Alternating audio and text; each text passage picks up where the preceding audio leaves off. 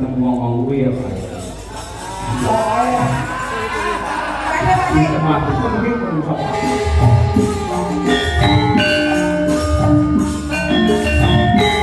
Leres tur iki nggih swasana lak Jawa, bab Jawa madhep dikeki sing bangsa anetan-anetan. Ha nggih, Ngeten iki wajan. Tumawakmu jeneng bir kita. kita jane seran buang sabarani. Nggih. Bawahan becik ilmu ayu swara yo kepenak dirungokke. Nggih. Menika wonten ngawala. Assalamualaikum, waalaikumsalam. Sugeng dalu, Pak Dalang, saya tadi. Derek monitor pun tadi channel ngantos tancek ayon. Salam kagum sedaya kru Madangkara mugi tansah sehat bagas waras. Request tambahan dari ayahnya pemimpin Sinden Madangkara Pak Marsono. Kita masono sing iki. Hah? Pak Mbak Dian Munasiro, Baik Arka. Oh. Lalu tambahan. Ya, minangkani kan jumeneng nek Pak Satin ya Pak Satin. Ya. Setelah niki sik Oh, yang itu rata bagan di pres ban pres toh. Ya dikancani Mbak Puspa, Lika. Ayo. Ayo bantu bus. Nggih. Mbak Tri Hasuti, Mbak Munasiro. Ayo. Ayo iki wah jenis. Aku kalau sing cilik-cilik dari aku tuh tambah gede. Anu menonjol awakmu.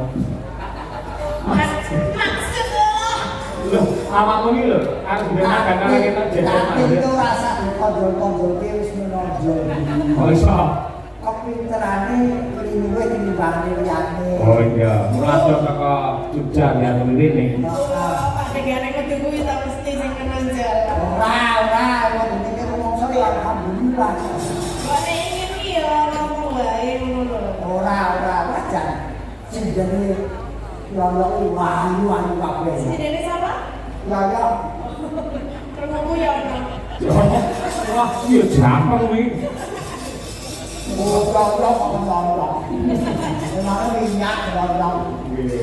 Aduh, ini wis jumeneng kabeh iki, bayu-bayu sing ayu-ayu.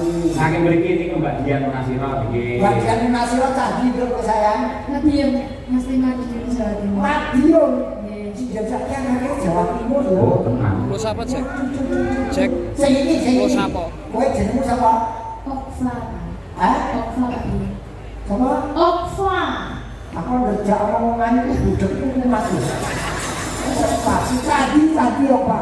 Kula aslinipun Wonogiri. Wonogiri terus Tapi besar di Sidoarjo, Surabaya. Ini Wonogiri ini desa di Sidoarjo. Terus sekarang dimakan orang di Solo. Oh iya toh? Oh, terus ibu sih? Dereng. Kok dimakan wong Solo? Tegese mangan bareng karo kanca-kancane cah Solo. Oh, kowe lagi iki baratimu ora padha. Ya, kowe nak sih ada apa? Aku Sejebak iki. aku takoni Pak Deden kaya kancane. Ora sak ngono itu tak takoni. Iya tapi nang sempat aku wis sama. Aku malah gelo. Ayo aku sih gila apa nek mapene nggon aku tak kentong ya dipangan lho. Saya ada sama Rafiq, wis kaji dia kaji ora apa kaya aku karo aku. Lu entung toh? Heeh. Terus piye kare? Mulai Jangan orang kaji kan sering mampir dengan pulau Pak ya bareng saking kaji kulinti. aku kok gelo begitu. Sampai kemarin ya para ngomong mengaku, ayo mengaku. Kowe rento aja dibuka tempatmu. Loh, orang ngomong biar mereka tahu bahwa Pak Negara ini seperti apa. Harus seperti itu. Loh, aku kenapa kelas moni ngawak sih aku. Loh, kenapa Pak Taslim biyon? Ora ngomongnya hubungan wis tau kabeh. Apa enak ayo, kata-kata kembul bujolo ndroyo. Wong kabeh mampir iki dolan aja negatif. Tapi saya tahu Pak De, pas sampai dengan pulau nih kok, enten saya ketinggalan. Apa? Kaos kaki sesisik. kira diwaca tulisane genah yoyok ngono. Kok dhewe Pak Yoyo to? Ya memang kayak bareng kok orang Mas Yoyo kok. Asal kita dhewe tengen Tidak akui. Nah, kemudian semuji suci. Ya sama suci. Jebule Pak Garen sing ngono ta. Betul. Adek kok karane kok ipat-ipat sebulane nang wis kare iki barang. Aku ya loro-loro. aku terus terang aku ngomong biar tak pas mendung. Lepas sampe tak ndeli lho, Dik. Lho lah aku malah digini. Betul kabeh.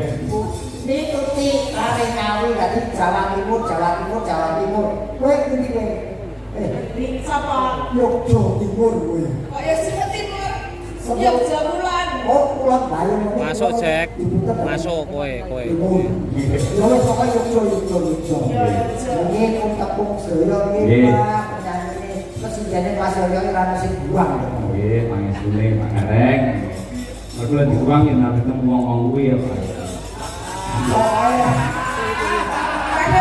Aku mungkin sama-sama. Pade, ini dibuang buatan puron balik mulai dibuang balik.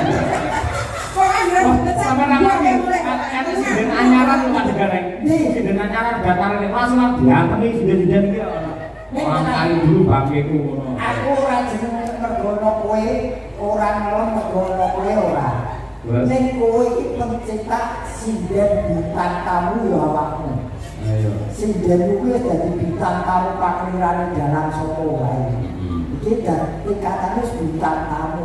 Sing kuwi bintang 7 iki mergo mesti. Lho, sampeyan dari kita lah ukur sinden madang. Oh, iku.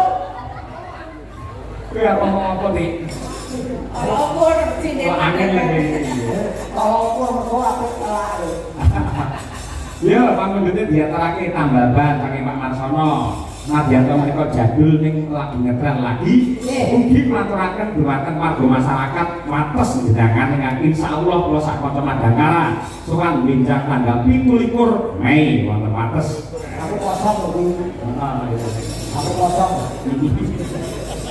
Kosong istirahat namanya dilarang sepuh. Ngomong malah peristiwa. Tambahan oke, yuk ngeos.